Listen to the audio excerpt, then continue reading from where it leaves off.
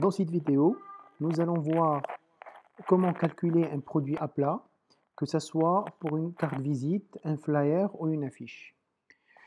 Nous commençons d'abord par choisir à quel domaine appartient notre produit. Ici, on est dans le produit offset printing. Alors, il est bien entendu, quand on parle d'offset printing, ça concerne aussi tout ce qui est impression numérique, que ce soit sur une HP Indigo ou une Konica Minolta.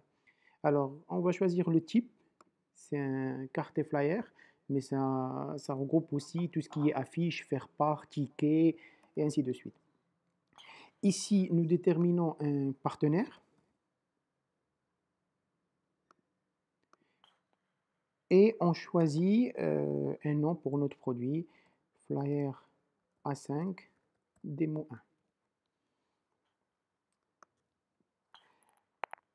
Dans la stratégie commerciale, nous pouvons déterminer quel type de stratégie correspond à notre produit ou à notre client. On peut déterminer des caractéristiques par rapport à la marge, par rapport au nombre de pauses, à plusieurs éléments.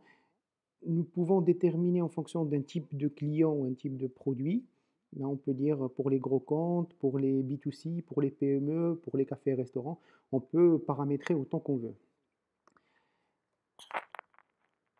Nous déterminons ici la quantité. Nous pouvons déterminer autant de quantités qu'on veut. On n'est pas limité par un nombre, mais plus on met, plus le calcul va être un peu plus lent. Nous allons déterminer 4 quantités pour ce produit, pour 100 exemplaires, pour 1000, pour 5000 et pour 10 000.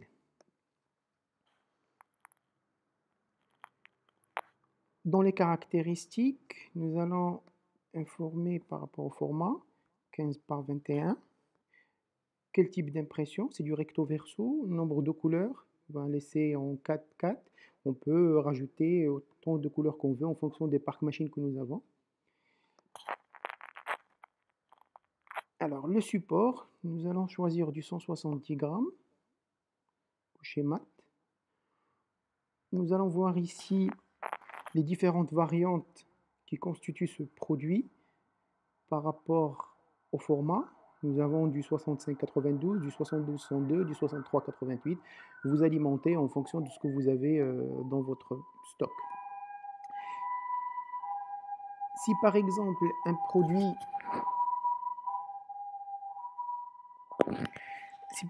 produit n'est pas disponible en stock ou on ne veut pas qu'il soit configuré dans le calcul, il suffit de désactiver l'icône ici et il ne rentre pas dans le calcul du produit. Là, on détermine les différentes finitions, que ce soit du traitement de surface, de la découpe ou du laminage. Bon, là, on est sur un flyer, on ne va pas préciser, on n'aura pas de traitement de surface. On peut rajouter une découpe. On va dire que c'est une découpe simple quand il s'agit des coins arrondis ou une simple découpe. Et on va dire que c'est une découpe offset. Là, nous précisons le nombre de pauses qu'on aura dans notre forme de découpe. Ça peut être des étiquettes, quelquefois on fait de la découpe 10, 15, 20 produits, ou on a par exemple, quand on a une affiche, on a une seule pause. Là, on va dire que pour des flyers 15-21, nous avons une forme de découpe avec 4. Là, nous avons le parc machine que nous avons, ou le parc machine qu'on veut qu'il soit calculé dans le prix. Nous pouvons supprimer ou ajouter autant de machines qu'on veut. Là, nous allons laisser toutes les machines et le logiciel va calculer la nomenclature qui correspond pour chaque machine et pour chaque type de papier qu'on a vu tout à l'heure en fonction de ces variantes. Alors, il suffit maintenant d'appuyer sur calculer.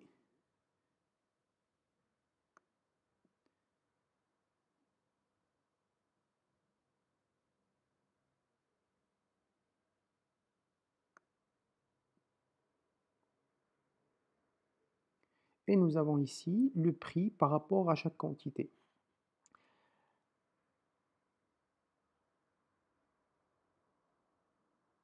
Alors, ici, nous avons le prix de vente conseillé et nous pouvons ici déterminer quel est le prix qu'on veut, avec lequel on veut vendre. Nous avons du 9,46, on va dire 11 dirhams, mais après on va négocier avec le client. 1,68, on va mettre 1,70. Ici, on va mettre 0,50, 0,51, et on va faire 0,36. D'accord? Alors, ce qu'il faut noter, c'est que le logiciel, il a calculé ici les différentes variantes. On va les trouver ici dans le calcul. Il a fait toutes les options possibles. Par exemple, il a pris dans l'offset KBA 74, il a calculé les différents nombres de pauses et les différentes variantes de papier. Et il a déterminé le cost pour chacune.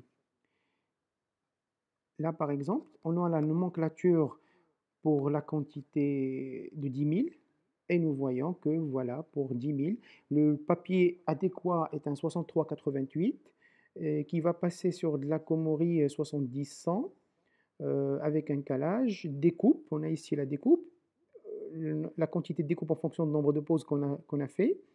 Ici, on a le nombre de pauses, de formes de découpe et c'est là. Et nous avons le prix ici final.